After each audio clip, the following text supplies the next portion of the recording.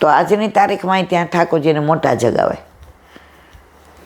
એવા ભગવદીઓને દર્શન નહીં થાય કે ઠાકોરજી આખી રાત રાસ રમીને પાછા મંદિરમાં પધારે ત્યારે લગભગ બ્રહ્મ મુહૂર્ત થઈ ગયું હોય, તો પછી ઠાકોરજીને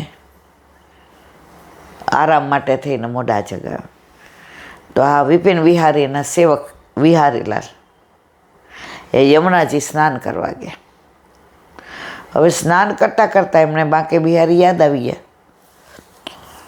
કે મેરે ઠાકોર કો તો આજ ગુલાબી વસ્ત્ર આભૂષણ, એવા બધા વિચાર કરતા હતા.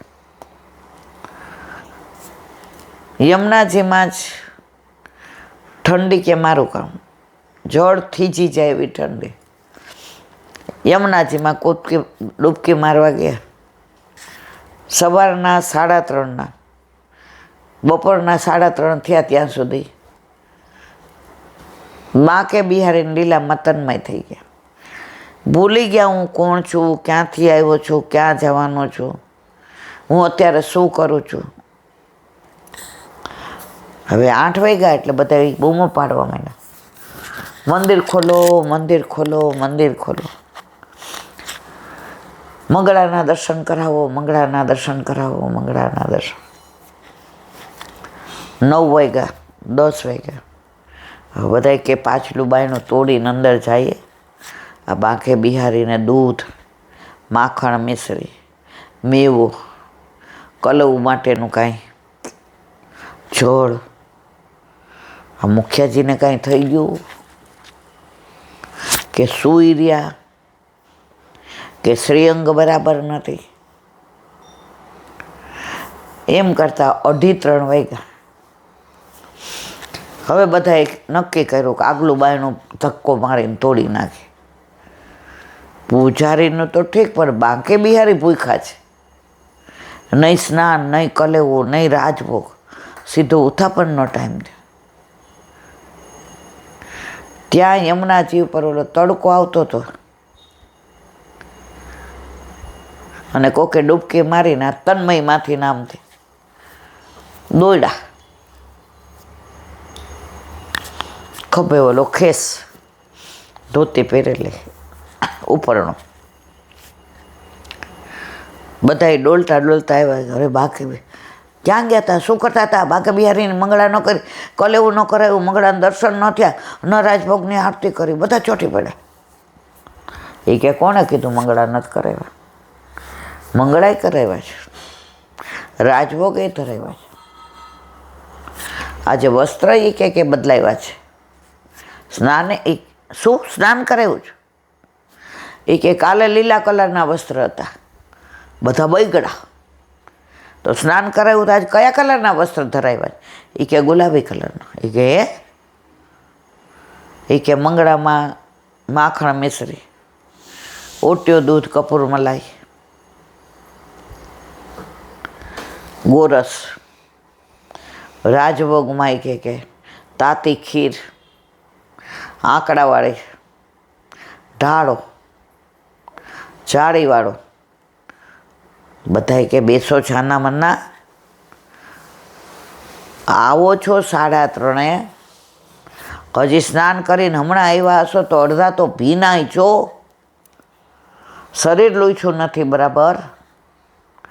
આ તાળા મંગળ છે, ચાવી અહીંયા હાથ જોને એ લટકે છે અને ખોટું બોલો છે? એ કે સાવ સાચું બોલું છું.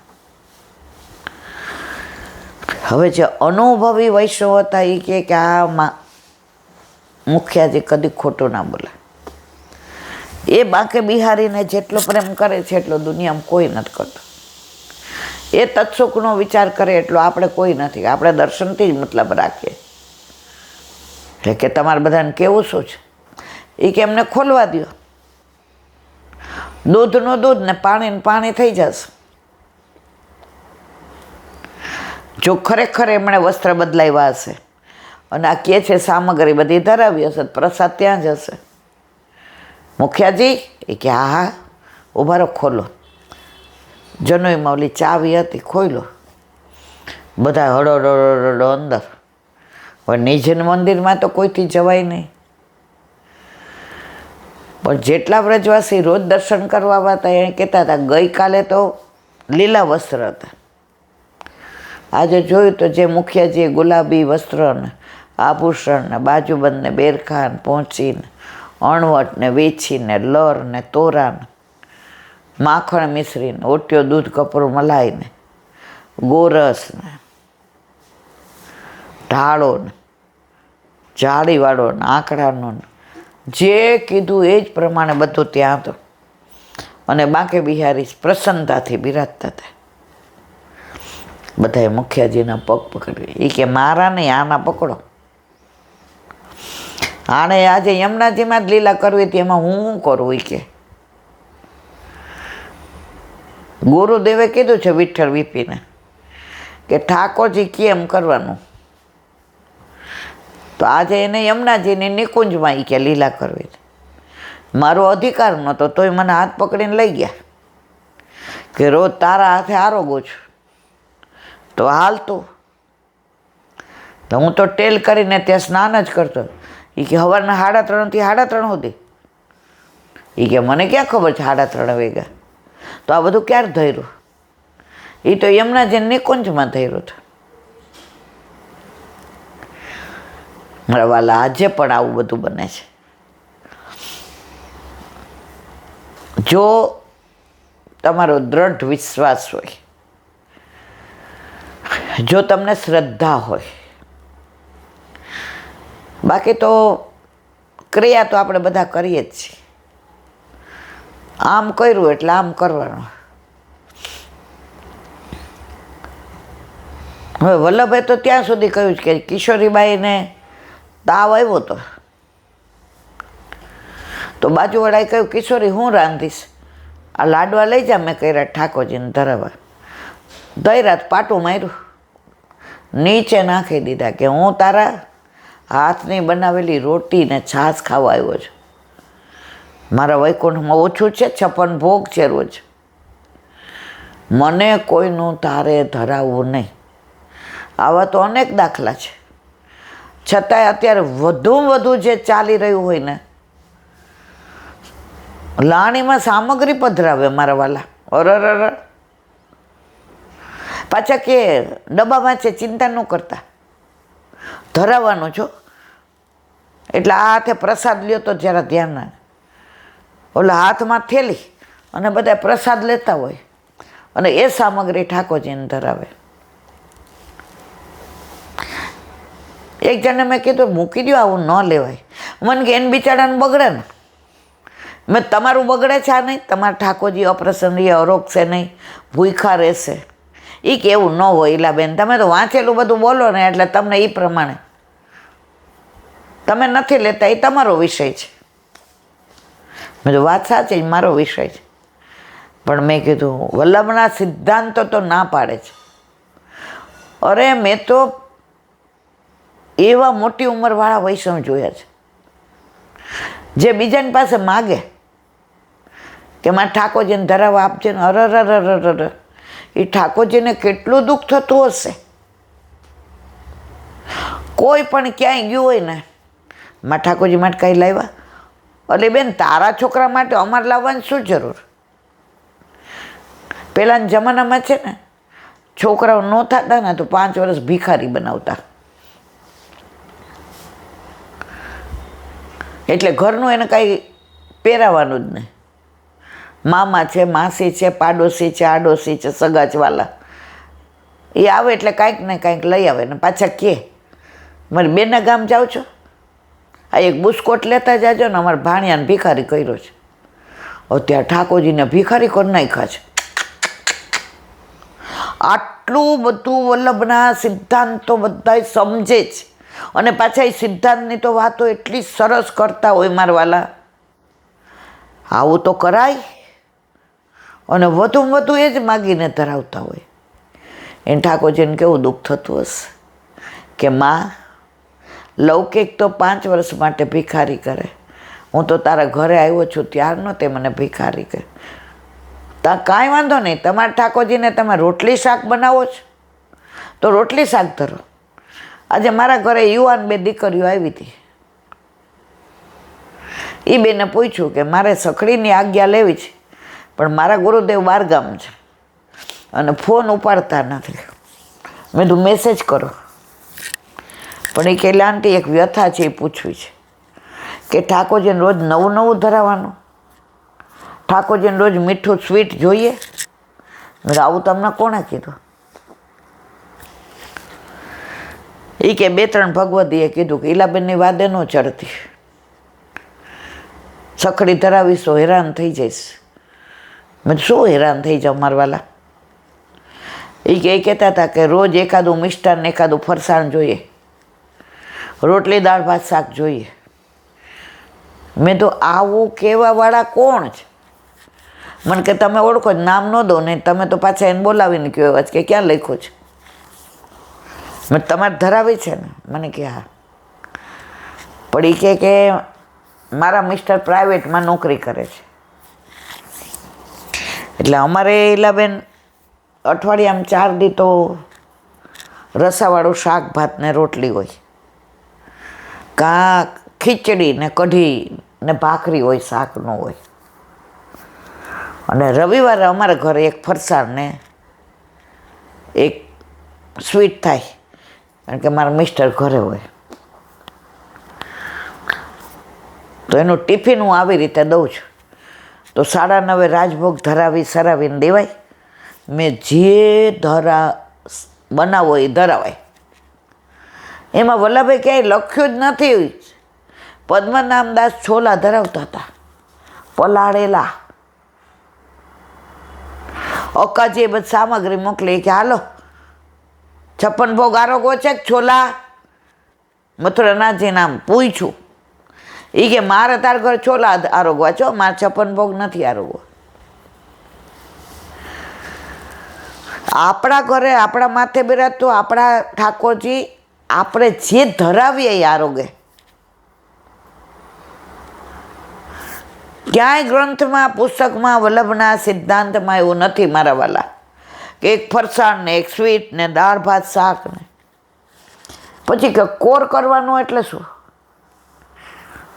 એટલે મેં કીધું જો દાળ ભાત બનાવ્યા છે બરાબર, તો મેં તો દાળ ભાતની અંદર સહેજ ઘી પધરાવો, નાની કટોરી લેવાનું.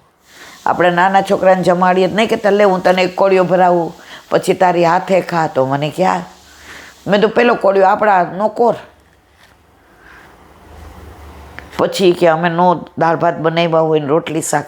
મેં તો રોટલીનો ભૂકો કરો, શાકનો રસો નાખો, સહેજ દહીં ને ઘી, આ કોર. એ ઈલાબેન એવું કરાય? મેં તો અને જે દી ખીચડી શાક ને રોટલો કર્યો હોય તો કાં ખીચડી કઢીને રોટલો, મેં તો ખીચડી કઢીનો. ક્યાંય વલ્લભ એવું કીધું જ નથી કે રોજે દાળ ભાત જ જોઈએ, રોજે સ્વીટ જોઈએ, રોજે ફરસાણ. મારા વાલા તો પછી નિષ્કંચન વૈષ્ણવો તો ઠાકોરજી પુષ્ટ કરાવી જ ના શકે. રાજી રાજીને રેડ થઈ ગયા. એ કે હવે તો હું જેની આજ્ઞા લઈને ધરાવા જ. મેં હોળીના દિવસો છે, ધરાવા જ મંડો. રમીને આવ્યો હોય એવો ભૂખો થયો હોય ને 2 હાથે આરોગશે મારવાલો. દરેક જગ્યાએ પૂછો ને દરેક જુદું જુદું કે. આપણા ઘરે જે ઠાકોરજી જે ગુરુદેવે પધરાવ્યા, આપણા ઘરની રીત પ્રમાણે આપણા ગુરુદેવ આજ્ઞા દે એમ કરવાનું. અને કોઈ ગુરુદેવ એવી આજ્ઞા દીધી હોય મને તો સાંભળ્યું નથી કે રોજ એક ફરસાણ ને એક સ્વીટ ને આમ ને તે. ના મારા વાલા ના. મને કે પછી સેનભોગમાં ફીકો જોઈએ. મેં કોણે કીધું? મને કે ખીચડી કરી હોય પછી સહેજ ઘી મૂકીને વઘારી નાખો ને દહીં હારે. મેં તો દોડે. તમારો ભાવ એ છે કે મારે સેનભોગ ધરાવવો છે તો છોડી દો આ બધું. રાજી થઈને હસા હસા ગયા. એ ક્યાં જ મહિનાથી ને એવી ઉથલ પાથલમાં હતી કે આમ બધી અનુકૂળતા છે. અમે 2 જણા છીએ. અમારા મિસ્ટર પ્રાઇવેટમાં સવારે 9:30 જાય ને સાંજે 9:30 આવે. જેવી ટિફિન કરું એટલે તરત કે ગુરુદેવને મેસેજ કર્યો, સમાચાર આવ્યા. ધરાવવા માંડને સખડી. પછી કે હું એને વ્યથા કહું, પણ આપણે રોજ રોટલી દાળ ભાત શાક પોસાય નહીં ને આપણે કરતાય નથી. હવે બધી વ્યથા ગઈ. પછી કે હું ટાઈમમાં થાઉં છું તો મારા મિસ્ટર 4 દિવસ કરે છે. તો 4 દિવસ એને ખીચડી ને બટેકાનું શાક બે આવડે અને દહીં બેળવતો આવડે. તો એ હાલે. મેં દોડે. મેં 26 દિવસ તમે આવું બધું મસ્ત જમાડ્યું હોય ને, ઠાકોરજી કે 4 દિવસ આપણે પેટને આરામ આપવાનો. મને કે મારા હમ ખાઈને કયો ને એલા બેન તો મસ્કરી. મેં તો જરાય મસ્કરી મારવાલા નથી કરતી. આમાં મસ્કરી ના હોય. પછી ભાઈ તમે શું? તો કે એ ટિફિનમાં એ જ લઈ જાય, મને એ જ દે. તો જે ધરાય હોય અમે લેશું. મેં તો બરાબર છે. અને સાંજે પછી કે અમે બપોરની ખીચડી હોય ધરાવેલી, એમાં તેલ મીઠું મરચું ધાણા જીરું મસાલાવાળી ખીચડી કરીને અથાણારે ખાઈએ તો હાલે. મેં દોડે. 26 વર્ષના બેને સમર્પિતનો નિયમ લઈ લીધો. અહીંયાથી ગયા ત્યારે કે ગુરુદેવ આજ્ઞા આપે એ દિવસથી સમર્પિત.